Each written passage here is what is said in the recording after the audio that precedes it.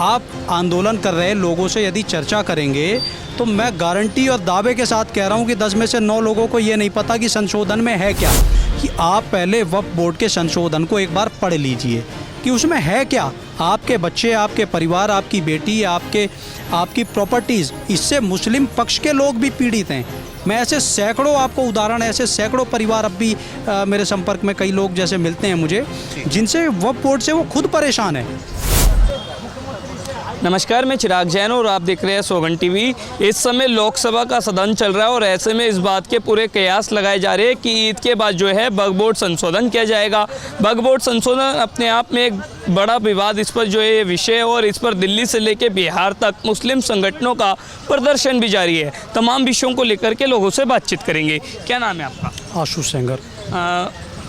लगातार हम देख रहे हैं देश भर में इस समय वक्फ बोर्ड संशोधन को लेकर के मुस्लिम संगठन विरोध कर रहे हैं। सरकार के खिलाफ एक नेगेटिव मैसेज गढ़ा जा रहा है कि वो मुसलमानों के जो अधिकार है उन पर सीधा सीधा अटैक कर रही है। क्या कहना चाहते हैं? मुस्लिमों को दिक्कत तो है ही, ये तो सर्व जाहिर है। दिक्कत क्या है कि वक्फ बोर्ड पे कोई पहली बार ऐसा विषय हुआ है कि कोई सरकार कानून लाने की कोशिश कर रही है। कानून भी ऐसा कि जिसमें थोड़ा सा नकेल कसने का काम हो रहा है।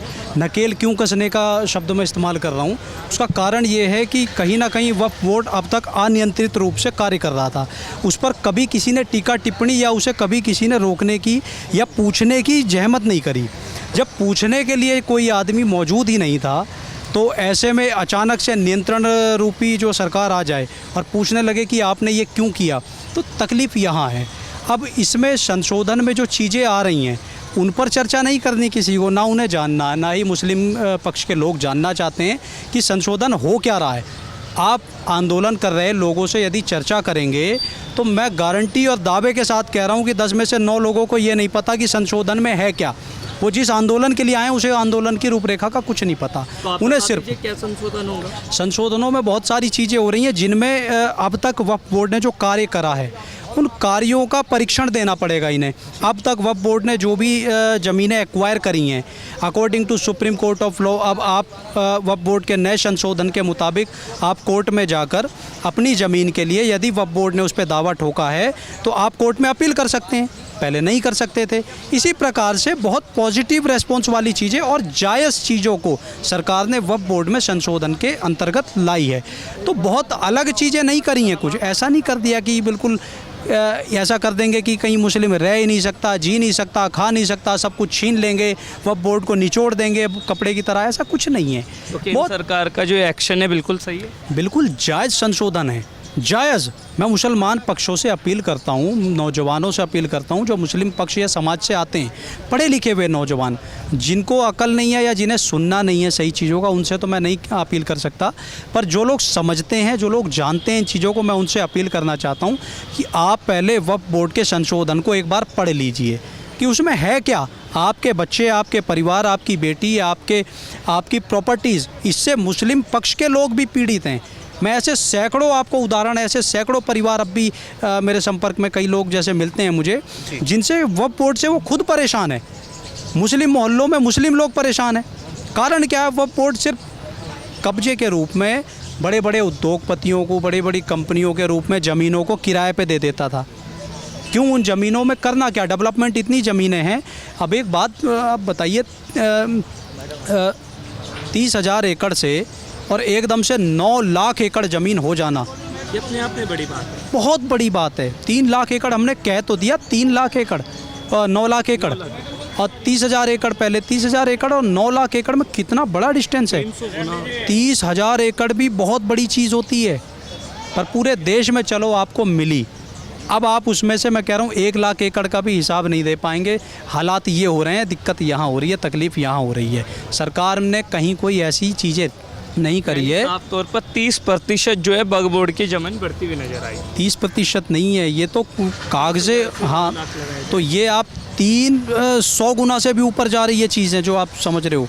30,000 एकड़ से 9 लाख एकड़, मैं 3 लाख एकड़ नहीं कह रहा, 3 लाख एकड़ होता तो 300, 9 लाख एकड़ आप समझ नहीं सकते इस देश में क्या इतने कम समय में इतना कुछ हो गया। ये अपने आप में बड़ी बात है। अच्छा, हिंदू संगठनों की अगर बात की जाए तो वो इस समय चाह रहे हैं कि सनातन बोर्ड भी बनना चाहिए।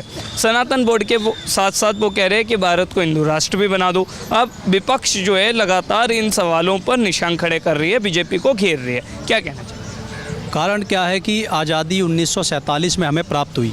आज़ादी के बाद से लोगों ने एक अपेक्षा के तौर पे कभी किसी ने ये नहीं मांगा कि हमारे लिए या सनातन या हिंदुत्व परिवारों के लिए जो बहुसंख्यक रूप में यहाँ जी रहे थे या जी रहे हैं, जो अब परेशान हैं, पहले नहीं थे शायद, या अपनी परेशानी पहले कह नहीं पाया आज़ादी के बाद से अब तक, उन्होंने कभी नहीं शिकायत करी, कभी नहीं कहा। पर एक पक्ष को 1947 से ही ये फेवर मिला हुआ है। जो 30,000 एकड़ भी मिला वो फेवर का ही पार्ट है, और 9 लाख एकड़ जो हुई वो सरकारों के फेवर का पार्ट नहीं, जो नाजायज़ फेवर थे।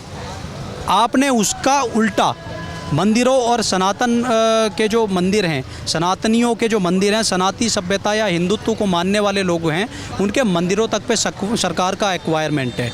यानी कि बहुत बड़ी एक आप समझ लीजिए कि फाइनेंशियल स्टेटस जो मंदिरों से प्राप्त होता है, वो डेवलपमेंट्स में लगाया जाता है, वो मंदिरों से जो प्राप्त होता है वो खुद हिंदुओं को नहीं प्राप्त हो रहा। तो इसका बहुत बड़ा कारण है कि हिंदुओं ने पहली बार कोई ऐसी मांग मांगी है कि आप हिंदू राष्ट्र मत भी घोषित करो तो कम से कम उनकी बराबर का एक ओहदा तो होना भी चाहिए। इससे पारदर्शिता आएगी, मंदिरों में हो रहा है भ्रष्टाचारों में क्लियरेंस मिलेगा, कोई बुराई नहीं है। बातचीत करने के लिए बहुत शुक्रिया। तो हमने इनसे वक्फ बोर्ड को लेकर के मचे विवाद पर तमाम विषयों पर बातचीत की और इन्होंने बहुत अच्छी बात कही कि वक्फ बोर्ड आने के बाद जो पसमंदा मुसलमान हैं वो और ज़्यादा गरीब हो गए, और जो उद्योगपति है ये एक तरीके से उन्हें जो है प्रॉफिट पहुंचा रहा है। इसी में जो है संशोधन किया जा रहा है, लेकिन लोगों को साफ तौर पर पता ही नहीं है कि संशोधन क्या है।